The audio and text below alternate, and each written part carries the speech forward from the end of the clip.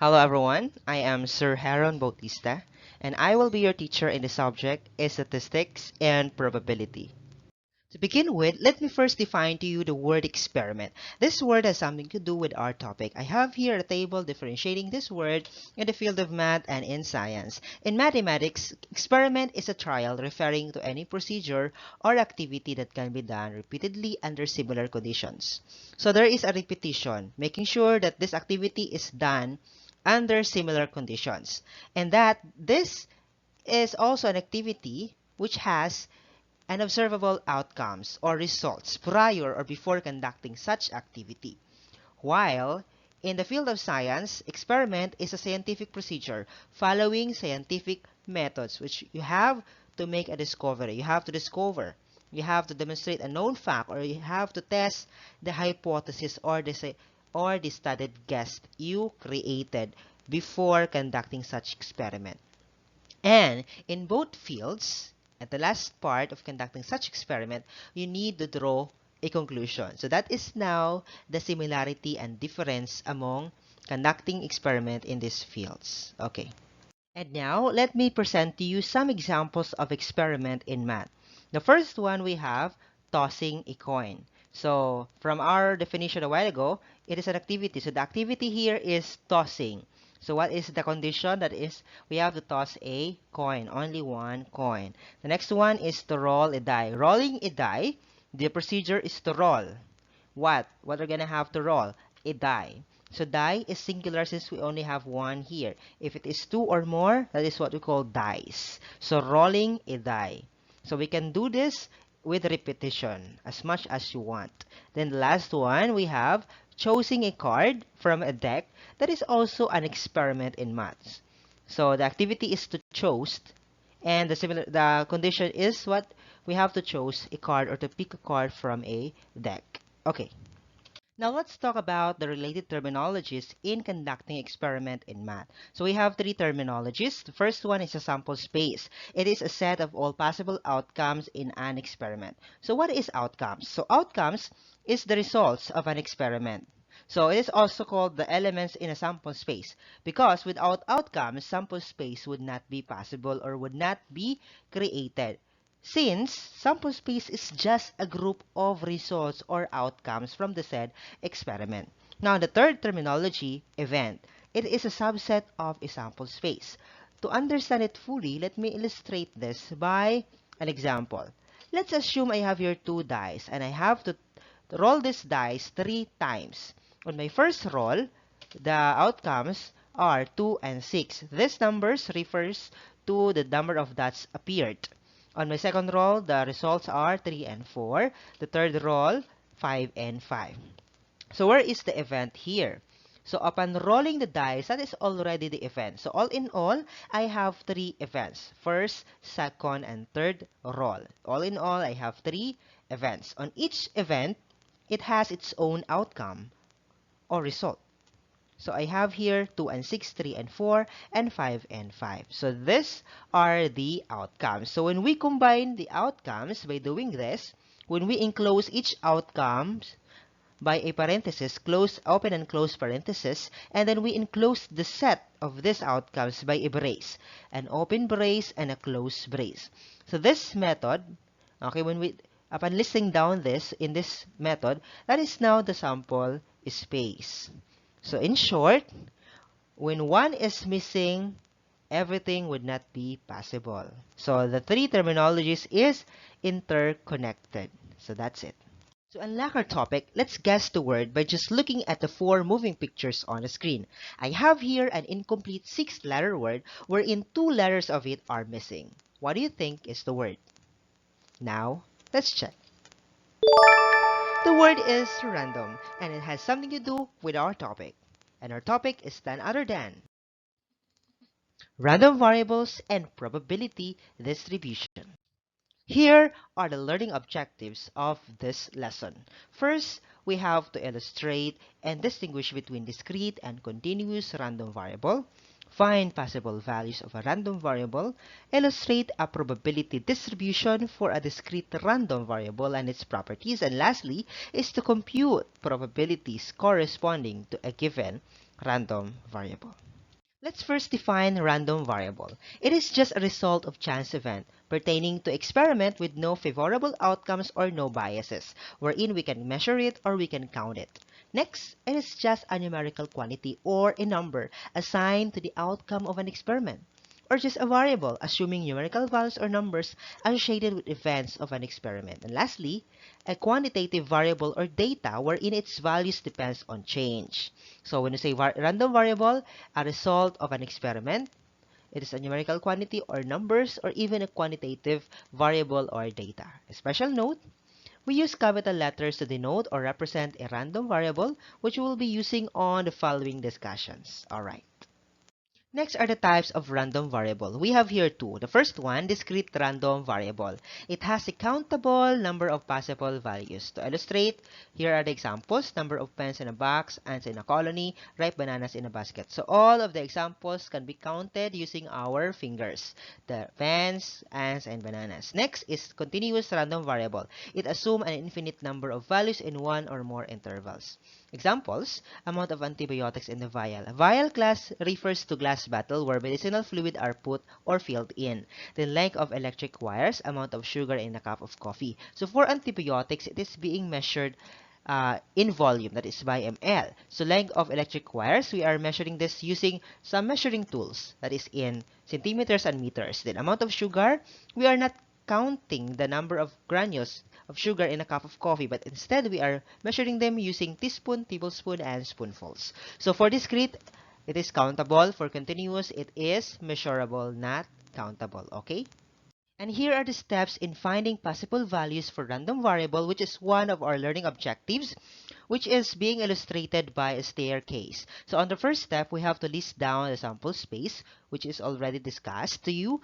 Second one is to count the number of random variable in each outcome and assign this number to this outcome. In short, we're dealing with discrete random variable. Then the last one is to write a conclusion, just like conducting an experiment. Okay, next. Now we have example number 1. So suppose two coins are tossed and we are interested to determine the number of tails that will come out. So we have to use capital letter T to represent the number of tails will come out, wherein capital letter T is the random variable.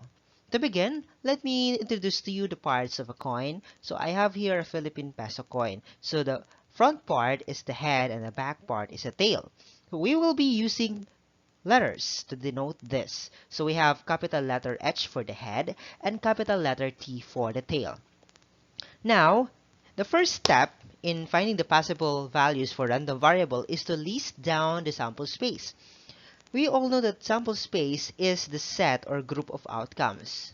In the example we have here, how can we determine or identify the possible outcomes? So here is a strategy. So let me introduce to you the tree diagram.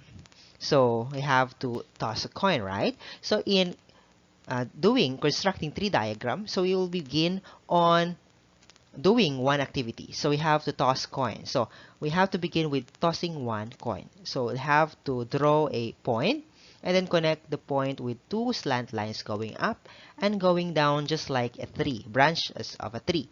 And then on the end points of each branches, we have to put there the possible outcomes of tossing one coin. So that is head and tail. So H for the head and T for the tail. Since the example asked for tossing two coins, all we need to do is to add more branches on each outcome. So for the head, we have to draw another branches, then write the same letters. So starting from H, then followed by T. Then on the second outcome, draw a branches or branch, then write the same letters, so H for head and T for tail. Then this tree diagram already represents tossing two coins. The next step is to connect the outcome. So from the starting point going to the end point. So from here, we have head and head, that is H, H. So we have to connect and combine the letters. Then head and tail, we have H, T. Then tail and head, we have H, we have TH rather. Then lastly, we have tail and tail, we have T and T. So these four are the set of all possible outcomes out of tossing two coins. So the first step we have is to list down.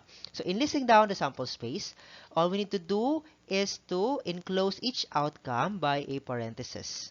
into a parenthesis, and then followed by a comma, then followed by another outcome, so on and so forth. And then we have to enclose this outcomes by a brace. So that is a brace. So we have an open brace and a closed brace. Okay, next. Here we're done doing the first step, which is to list down the sample space. Then let's proceed on the second step, which is to count the number of random variables and assign this number to each outcome.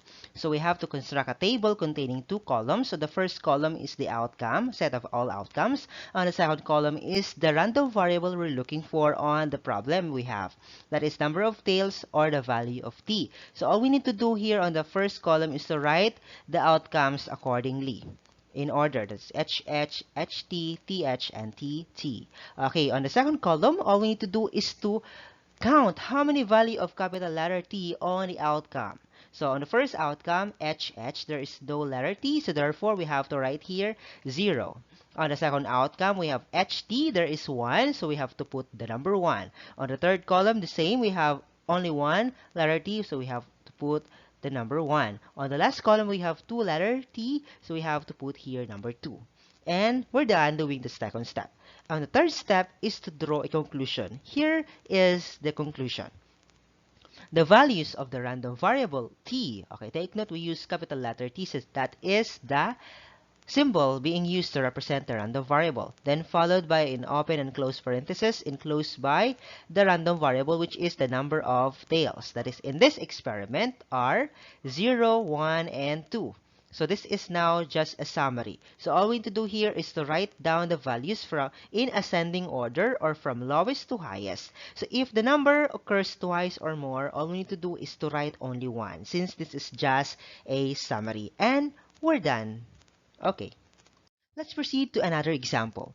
Two balls are drawn in a succession without replacement from an urn containing 5 orange balls and 6 violet balls. Let capital letter V be the random variable representing the number of violet balls. The problem is, find the values of the random variable V. So, capital letter V is the random variable. So, here we have an urn. So what is an urn? Okay, an urn is a tall vase which has a cover. Okay, wherein the ashes of a person being cremated are put here. So this is an urn. It can be a jar or a vase with a cover. Okay, so in our problem, we are dealing with two colored balls. So the first one is an orange ball. So we have to use capital letter O to denote this. And for the violet ball, we have to use capital letter V. So the first step is to find the possible values, right? Or possible outcomes. So all we need to do is to create a tree diagram. So in creating tree diagram, the first step is to draw a point and connect that with two lines. So on the endpoints of each line, we have to put here the possible values. We have O and V. So we have capital letter O for orange ball and capital letter V for violet ball. So this tree diagram represents taking one ball from an urn. So since the balls in an urn are two colored balls, orange and violet, so we have O for orange and V for violet. And then, in our example, it says that two balls are drawn or two balls are taken from an urn. So all we need to do is to connect another branches. So for O, we have to draw another branches. Then on each endpoints, we have to write same set of letters. So O for orange and V for violet. And then for another outcome, another branches. Then O for orange and V for violet. So take note kung ano yung pagkakaayos ng letters, ganun din sa ibang branches. And the last step is to connect the outcomes. So from the starting point up to the end points. We have O and O, that is OO. Orange and violet, that is OV. Violet and orange, that is VO. And lastly, violet and violet, that is VV. So these are now the set of all outcomes. So to list down the sample space, here will be the illustration. Enclose each outcome by a parenthesis, then followed by a comma, and then all outcomes must be enclosed by a brace. So, take a look. Okay. Now, we're done with the step number 1. So we already listed down the sample space. So the second step is to draw a table containing 2 columns, just like what we have on the first example. So we have to write here the set of outcomes accordingly. So that is in order, by order. OO, OV, VO, and VV. So on the second column, the label must be the number of violet balls. We are looking for the value of capital letter V. So on the first outcome, there are no letter V, so we have to put here the number 0. On the second outcome, there is one letter V, so that is 1. On the third outcome, only one V, so we have to put 1. On the fourth outcome, we have 2 letter Vs, so we have to put here the number 2. And we're done doing the second step. The next step is to draw a conclusion. The values of the random variable, capital letter V, so they must be the same. And then the random variable is number of violet balls. So in this experiment are 0, 1, and 2. So what we did here is we just arranged the values of V in ascending order from lowest to highest. So if the number occurs twice, we have to put here only one number. Okay, next. Example number 3. A basket contains 10 red balls and 4 white balls. If 3 balls are taken from the basket, one after the other, determine the possible values of the random variable R representing the number of red balls. So for the red balls, we have to use capital letter R to denote it. And for the white ball, we have to use capital letter W.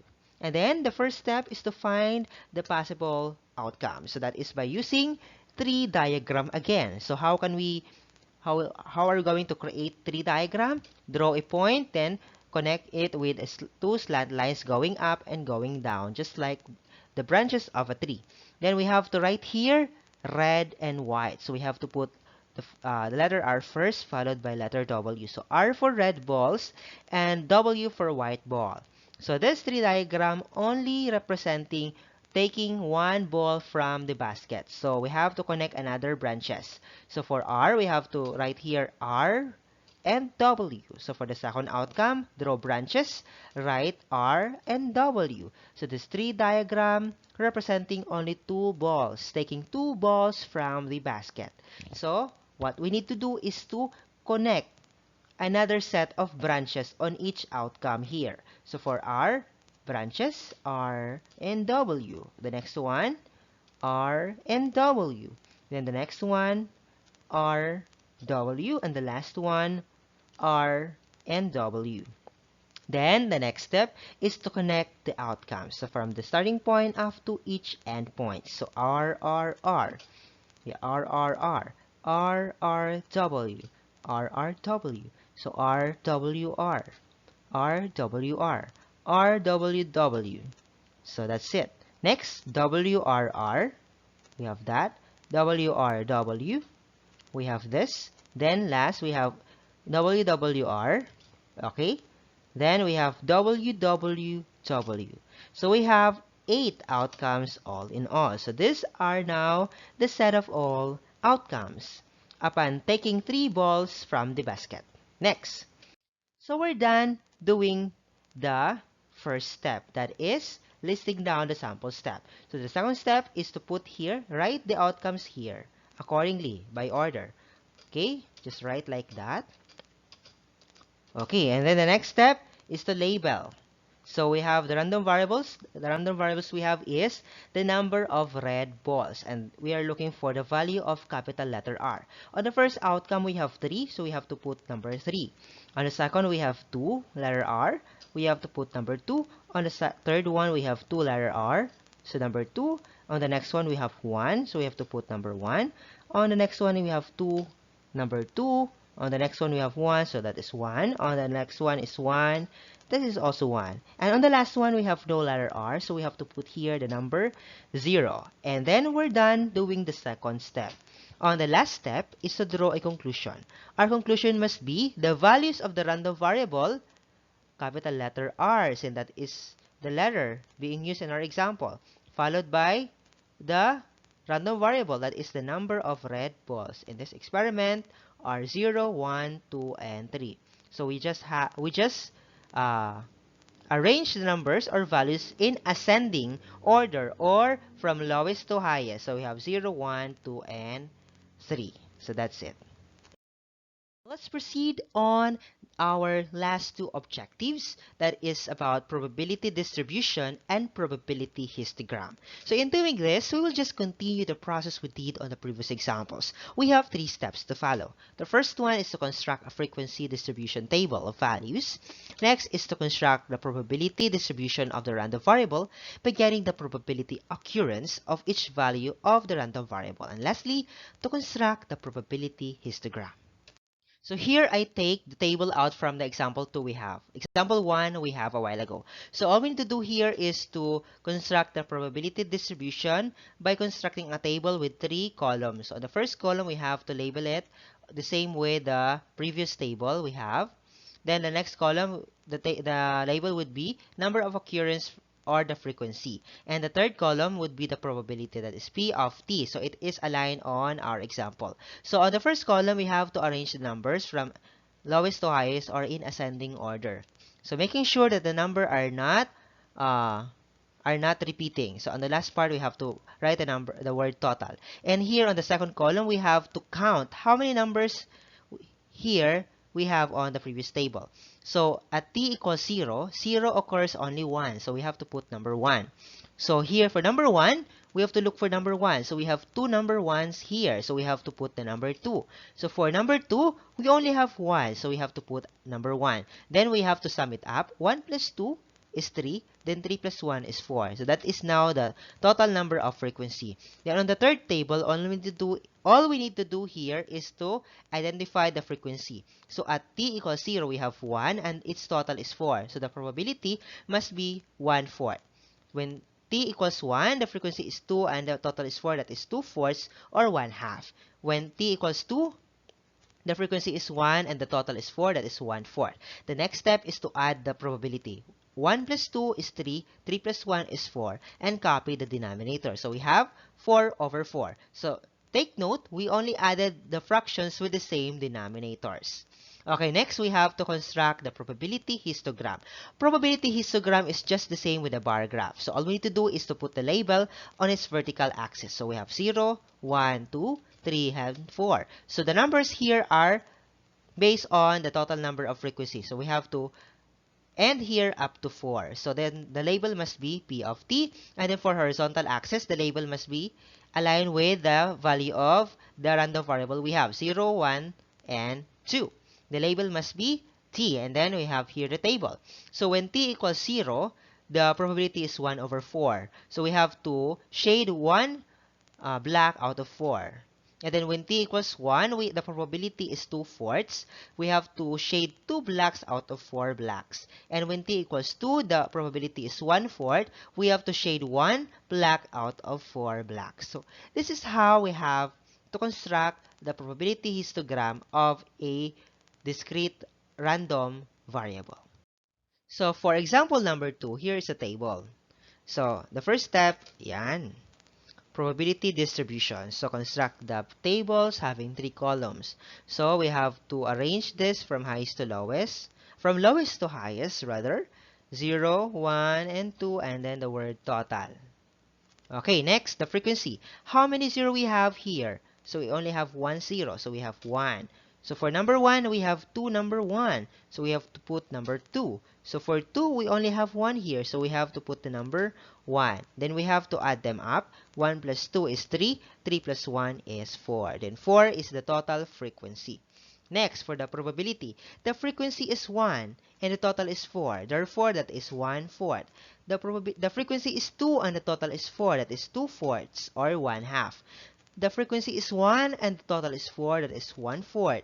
Then we add them up. So add the numerators. 1 plus 2 is 3. 3 plus 1 is 4. And copy the denominator. We have 4/4. Take note, we just added the fractions with the same denominator.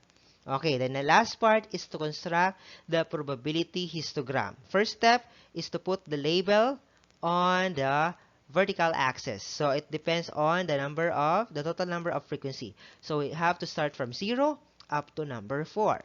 1, 2, 3, and 4. So why 4? Because the total frequency is 4. Then we have to put the label P of V. Then on the horizontal axis, we have 0, 1, and 2 since our value here is from 0 to 2. Then we have to put the label letter V. Then, when V equals 0, the probability is 1/4. So we have to shade 1 black out of 4. Then for when V equals 1, that is 2 over 4, we have to shade 2 blacks out of 4. And when V is equal to 2, that is 1/4, we have to shade 1 black out of 4. So this is now the probability histogram of example number 2. Now, let me give you the figures of the probability distributions of two examples. So they are just the same, right? As you can observe, the sum of each probability is always equal to 1. So take note of that. So that fact is the property of a probability distribution. Next, let me show you the figure of a probability histogram of both examples we have. So on the graph, we can see that on the middle part of the graph, so it is on the highest. It is the highest, right? As you can see, it is highest. So the shape seems to be like a triangle. Seems like a triangle. So this is another properties of probability histogram. Okay, probability distribution. Its graph seems to be like a triangular shape. Okay, so that's it. So that's all about this topic. So I hope you learned something out from my discussion, and thank you for listening.